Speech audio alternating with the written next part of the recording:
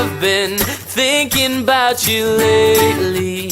Maybe you could save me from this crazy world we live in. And I know we could happen, 'cause you know that I've been feeling you. AJ, thank you for talking to us. Yeah, thanks for having me. So, what are you doing for Halloween? Well, I think my festivities are about done. We partied on the weekend, just in Vegas the other day.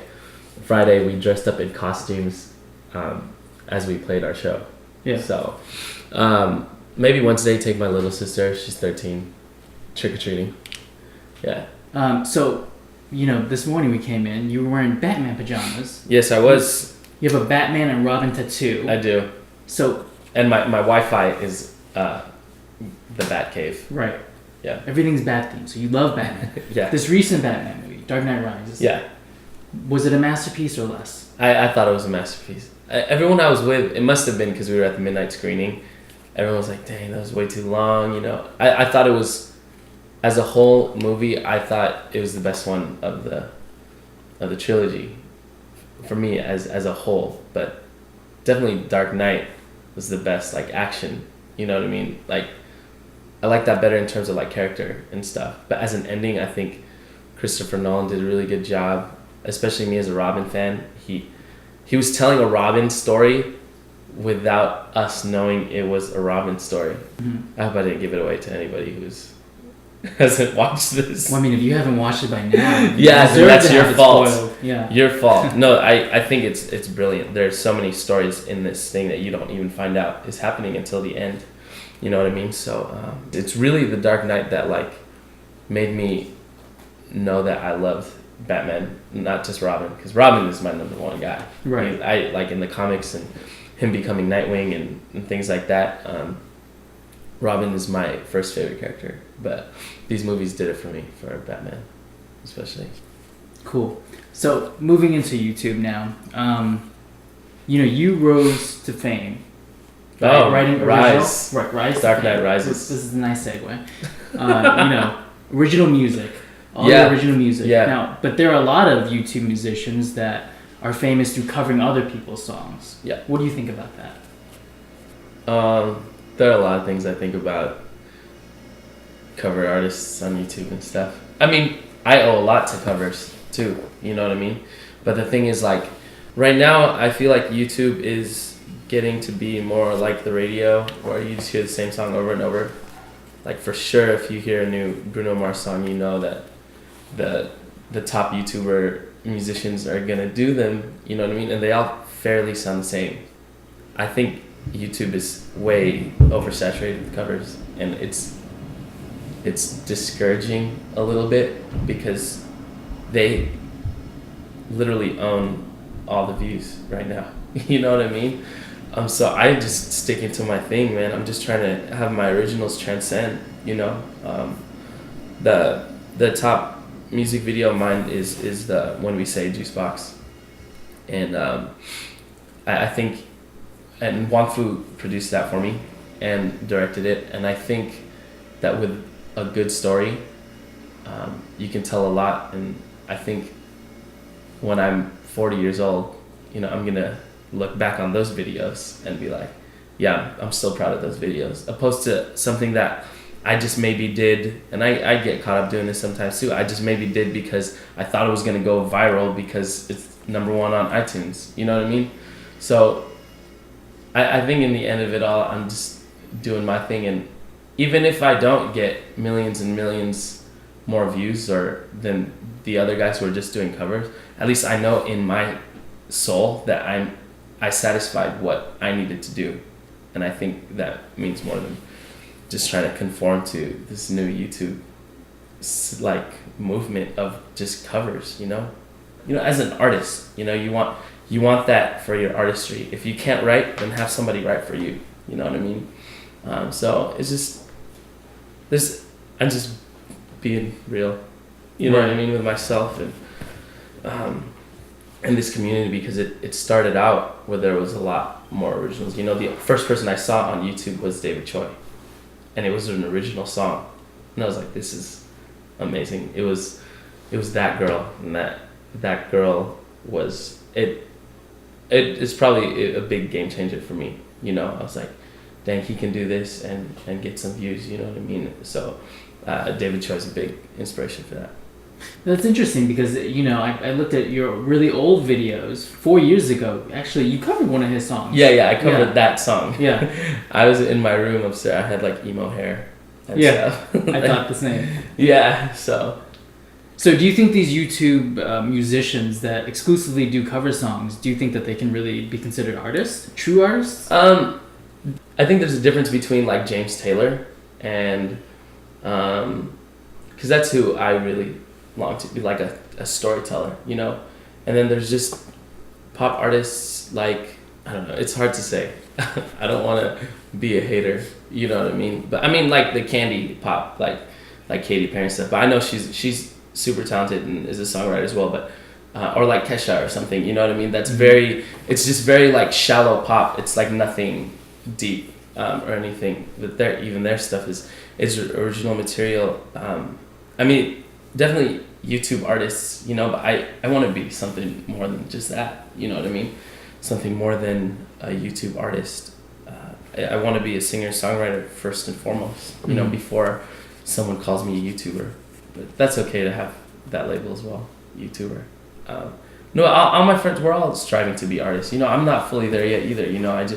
I know that I have found my sound and I feel comfortable in my own artistry, and these other people who are maybe still stuck doing covers, they're gonna eventually, and I hope they get there as well, you know, where you're familiar with your own sound and comfortable enough to be like, this is me, I present this to you guys, and whether you like it or not. Because I think maybe some of these artists are a bit scared, you know what I mean, of what they're gonna think of their original stuff, because they're getting so many positive reviews and like all these good views on their covers that maybe they're scared that their original material is not going to hit as much.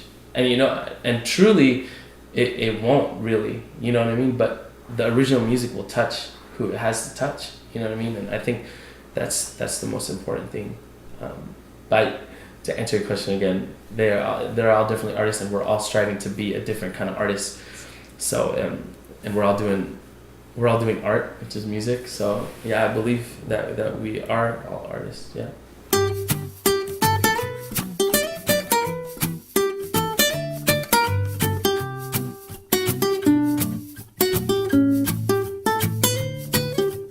I'll hold the door, please come in and just sit here for a while.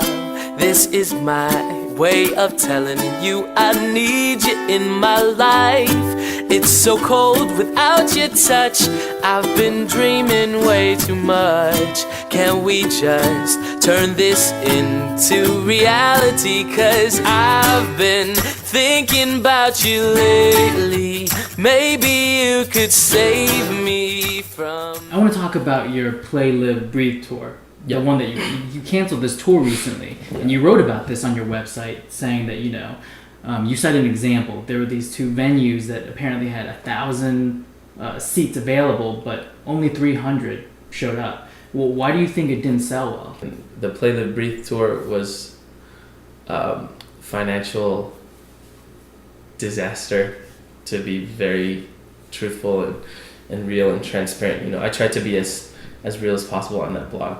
You know, the first thing that was pretty evident was that we literally only had a week when we had the ticket links up, and we had 2 weeks when we could confirm the tour.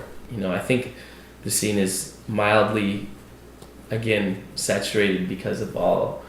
I mean, and also because maybe we still have the same audience right now. We haven't been expanding as well as we should be, I think. You know, I think there's a big gap between the Asian American YouTube community audience and the others. You know what I mean? Like, Asian Americans to today's society, you guys know, we're not considered mainstream. You know, our look and everything. The ones who do look mainstream have a different audience, you know, in the YouTube community. So I think we have to cross promote that a little bit, you know, so we can keep gaining traction and stuff, especially with these live shows, because that's what's going to keep us alive, I think. Well, for the people who want to take that route, you know what I mean? I think there's so many shows going on right now that we got to bring something different to the table, you know what I mean? Mm-hmm. Opposed to just a showcase or just like you and your friends who you think are going to sell it out, you know? It was really kind of discouraging. It was really discouraging. We worked with this agency who got us excited, you know what I mean? And we also ourselves got excited, and we were expecting to sell at least 50% of the venue, you know what I mean? And then ticket sales were not doing good, but we still had charter buses, and we had like really nice hotels, like 5-star hotels, you know what I mean? And we're all excited when we get there. We're getting per diem, you know what I mean? We're like, yo, this tour is legit. This tour is awesome, you know? By the second show, after when I sat down with my whole team and all the artists saying, yo, this is how much money we're losing right now. The third city, when we go to Boston, we get to this hotel and we get this charter bus. We're like, wow, we don't even want this anymore. We're like, this is whack. You know what I mean? Like, let's stay in a motel, you know, let's stay on the floor of our homies, you know, because we knew what was going on. And I think this year and last year, a lot of us are still doing, I mean, we're writing new music and stuff, but we're still essentially doing the same thing at these live shows, you know what I mean? Mm-hmm. Whether it's just acoustic, you know, I bring my band to bring new flavor, you know what I mean? To bring a quality show. And I think that's a bit different than what we've been doing the last 4 years, but I think we all need to strive to do something that they've never seen before and make it more of an experience than a show. You know, I have seen a little decline at, you know, a couple at these shows that we have in our community, you know, Mm-hmm. that we can't sell them like we have before. But I think, you know, if we keep promoting them well and doing all that stuff, then it'll work, but just bring something different to the table. And I want to go back to, you were talking about, cross-promoting and, you know, being Asian. And do you think that that's sometimes a hindrance, being an Asian performer, that sometimes maybe you're deemed like too Asian, maybe it's not, you know, mainstream audiences are turned away a little? Definitely, but not in a bad way. I think we're doing more good than, you know, than we think we are by showing ourselves on YouTube and things like that, you know. I think more Asian Americans watch YouTube because it's pretty much the only place they can watch Asian Americans. Mm-hmm. You know what I mean? Yeah. Which is, it's tough because, you know, and I've talked about this in a lot of these interviews when they talk about the Asian American thing, is that, well, it's funny, I don't even think there's an Asian on Glee anymore this season, but, you know, when Harry Shum was on Glee, Yeah. nobody knew his name. They just knew him as the Asian Mm-hmm. on Glee. You know what I mean? We're still all kind of just waiting for the day when, you know, we can just be like, man, remember that kid on Glee who was like super good breakdancer, who eventually became awesome at singing, and because he had more parts and stuff, you know what I mean? And he was given a chance to be in the spotlight, you know what I mean? I think we're all waiting for that, but I don't think there's anything wrong with us being loud about it, us being loud that we're Asian American, you know. I think it's going to take some time for for there to be an Asian American and in every, I mean, we shouldn't be trying to saturate the scene, but I think it's time for some heroes to be on regular traditional media, you know, so other people can look at us and be like, yo, these guys are mad talented, and not just on YouTube. I think we're all part of the bigger picture, and I think as long as we keep being proud of it and not trying to hide our race, you know what I mean, that I think we'll be fine. But if you would notice me, I give you everything that you are missing. Can I be the ordinary guy for you? So take a good look at me, 'cause I'll show you everything. 'Cause you showed me magic. Can I be the ordinary guy for you? The ordinary guy for you.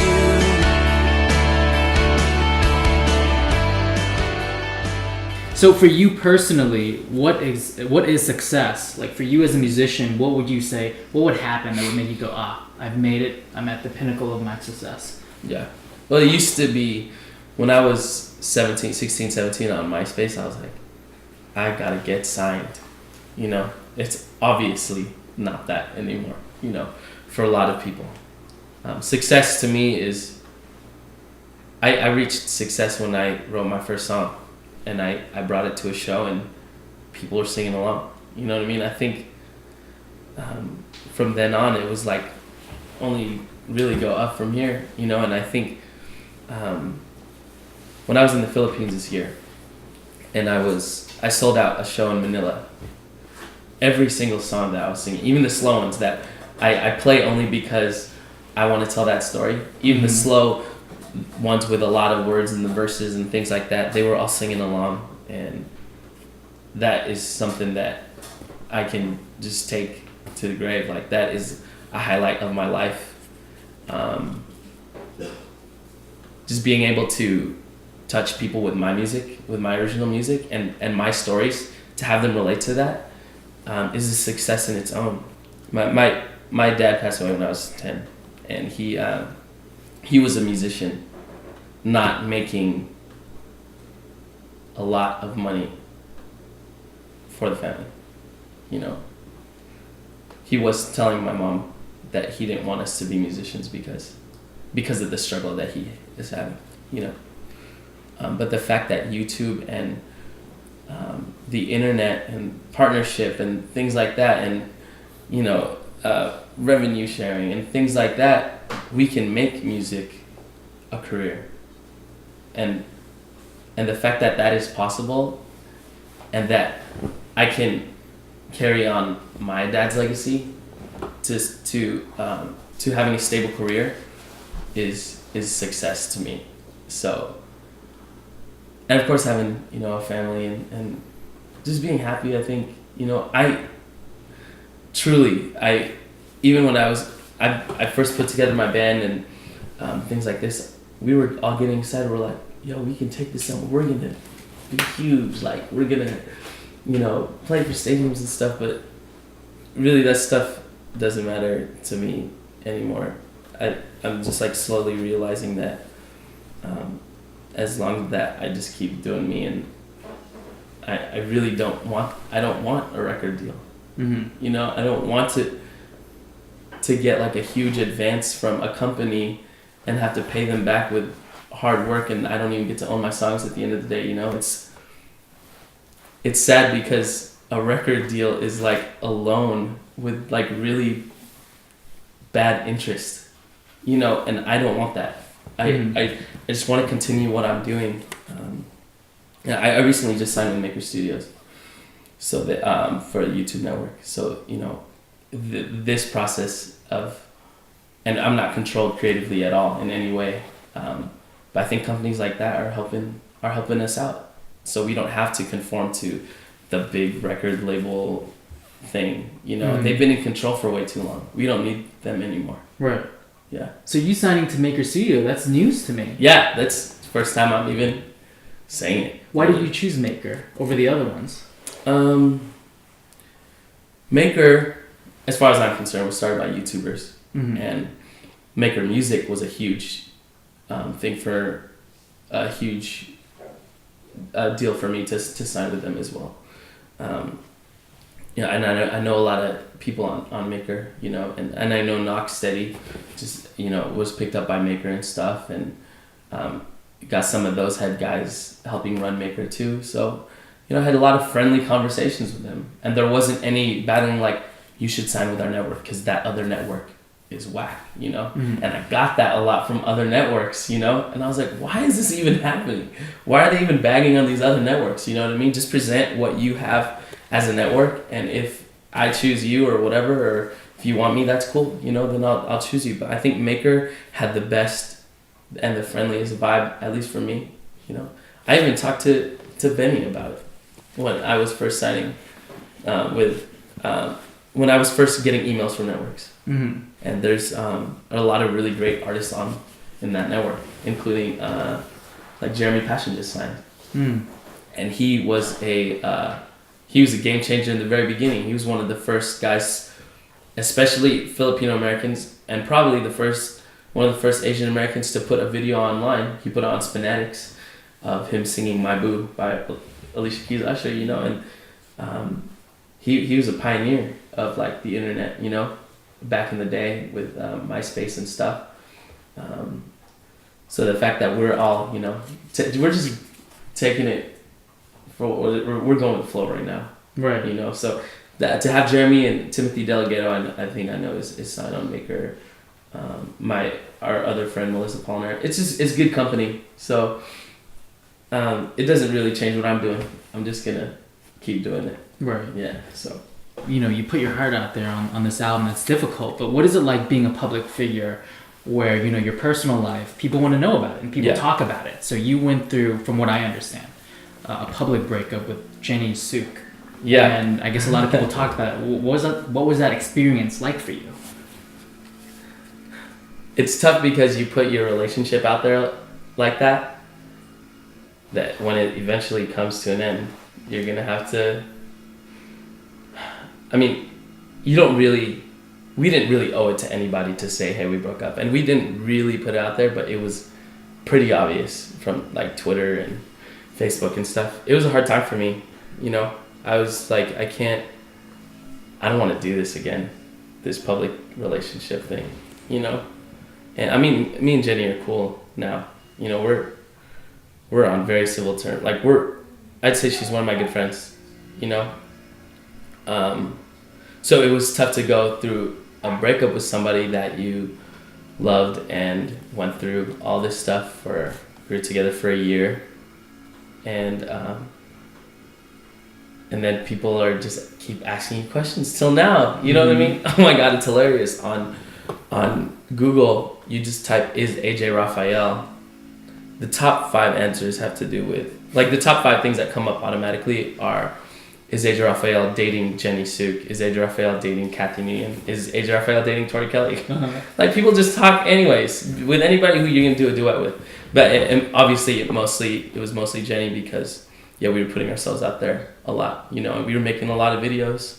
I mean, there was even a point where I was like, I want to delete all these videos, you know what I mean? Mm-hmm. Which I'm sure happens to a lot of people, but you know, I don't think you should, because it was a good memory, you know what I mean? Like, everything that happened is for a reason, you know?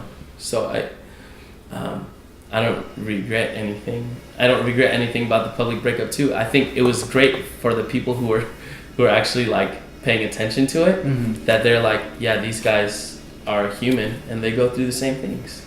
You know what I mean?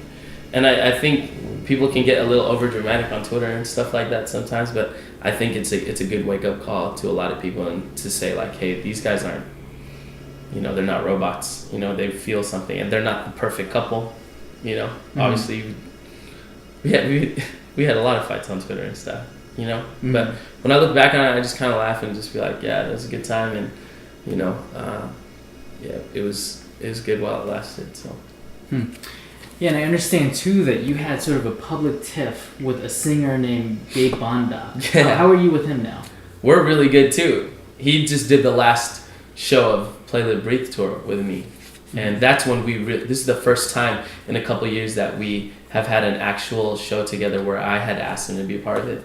You know, he was part of Music Speaks back in 2009, the first one, and we had like a public tiff over some stupid stuff, and there were a lot of like other artists involved as well, but it's been a couple years, and I think we all can be immature at times, you know, and I'll be the first to admit that I was being pretty irrational sometimes when it came to that. Like, I was like retweeting nonsense, like, you know, and like retweeting the haters, and I don't know.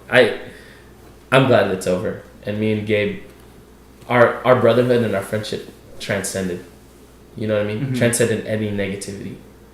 So I'm happy for that, and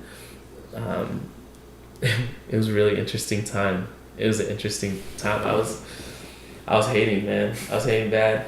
Yeah. It was, you know, and I mean, there were a lot of things on both ends, you know, where we all could have done some differently, but we talked about it, so we're good. and I think that's all that matters. And some of the fans still ask about that as well. You know, I get comments occasionally. Right. So now it's done. They're at peace. Now, we're at peace. You know, there's no more rivalry. Yeah. I mean, it wasn't really a rivalry, but the fans took it like that. You know what I mean? And they were so while that was happening, there were comments on both our videos. Every new video that we put out, Gabe is better than AJ. AJ's better than Gabe. Gabe greater sign AJ. You know what I mean? Like all that stuff. But yeah, we're good. But you clearly believe that you're better than Gabe Banda. Just say it now, right? No, you're Team AJ. I really, truly believe that Gabe is one of the best vocalists that I've had the pleasure to be around. For sure, like top 10 for me. For sure. I strive to have a voice like his. Definitely. Can you tell me about Music Speaks? Why are you so passionate about autism awareness? Well, my nephew Nathan has autism. I have an older half sister from my dad. Her name is Eileen. A lot of people don't know that. She's much older than I am, but she has a son. And he was diagnosed when he was very young. We thought, well, not we, I guess my sister thought he was deaf because he was not responding. You know what I mean? Not responding to a lot of things when you call his name, for instance, you know. But it turned out he had autism, and none of us really knew what that was. This is the first our first relative with autism in like our immediate circle. I have a lot of aunts and uncles in LA and things like that. So it's a mystery still. A lot of people are still trying to solve the puzzle of autism. You know, it's referred to as a puzzle because it's trying to put together the pieces, you know, and see what is really causing this and why it's happening and stuff. So I just wanted to figure out more about it and bring awareness to everybody else out there through my influence. You know, it's crazy seeing how the numbers that I have and me being like, damn, what if I was just doing this for me? That is the most selfish thing. When you see hundreds of thousands of like people on like your social networks and stuff, and it's like to do something for like the greater good is, I think it's a responsibility. You know what I mean? I mean, I do it from the bottom of my heart because I want to, but I think why not do that? You know what I mean? Find something that you're passionate about, or you know, that you relate to, and do something for a good cause. You know, with the influence that you have. So yeah, I started in 2009. Music Speaks movement. It was just a movement back in the day, but as of June, we were an official organization and still filing right now for nonprofit status. You know, but we eventually want to make it more than just a concert, and we're making it.